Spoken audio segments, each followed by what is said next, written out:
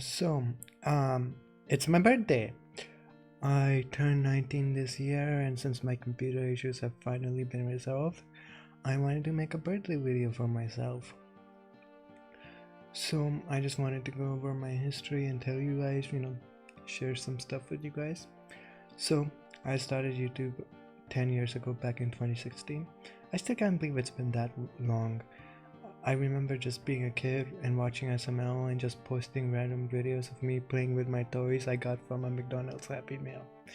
Now I'm closer to being 20 than I am to being 9 years old ever again.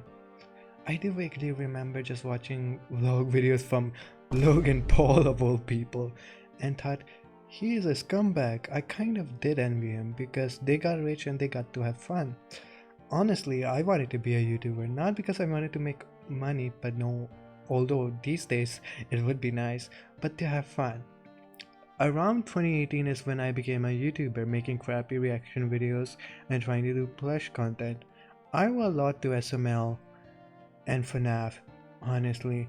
If Logan didn't teach me you could become famous doing what you love, and I didn't have the FNAF autism that I did back then, I probably wouldn't be here. Anyways, I didn't pop off as a plush tuber. I tried SFM around of mid 2018 and I got into a lot of drama. Long story short, I was a stupid 12-year-old, so when it came to little stuff like having my grammar corrected, it pissed me off and I threw tantrums over it. Eventually it did came to bite me, since being a toxic kid in the SFM community was a mistake. I was basically the jester of that community at the time.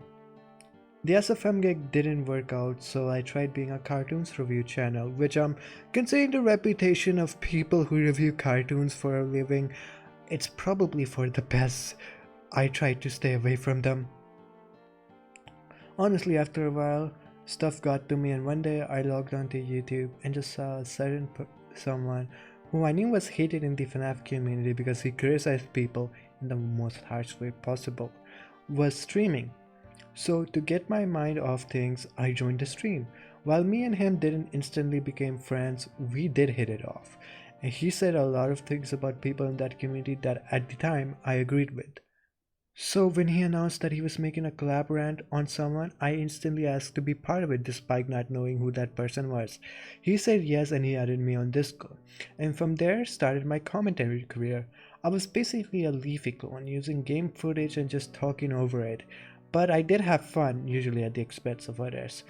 You can watch my reacting to old content video for more information. It was pretty good, honestly. I became friends with that person, later on became part of his inner circle where our friendship lasted at least 6 years. I met a lot of people during that time frame and we hit it off instantly too. I got into my first relationship through that group. I met my best friend through that group. I played countless games, told countless stories, gossiped about a lot of things. Of course, things didn't work out. After a while, not all friendships are meant to last. You go into your own person and sometimes you take different paths in life, and that's okay. While I did end things on bad terms with most of them, I still am very grateful for them and what they have done to be part of my life. Most of them, anyway. When things between them didn't work out, I started to explore life more, open my mind once more. I stopped being rude and made efforts to better myself. I even discovered I was trans and transitioned around 2023. It wasn't until 2024 where I started to pursue YouTube full term again, when I played RKX, a bit of a Mega Man clone, and recorded myself playing it. From there, I posted gameplay videos every month of that year. I pursued memes and AI slop content, much to my regret, and eventually I saw a channel called Major Spook talk about creepypastas, and as someone who's a big fan of horror, I decided to make an SML creepypasta and make my own video on it. From there, I got acquainted with a lot of figures from the SML community to the point I called some of them friends.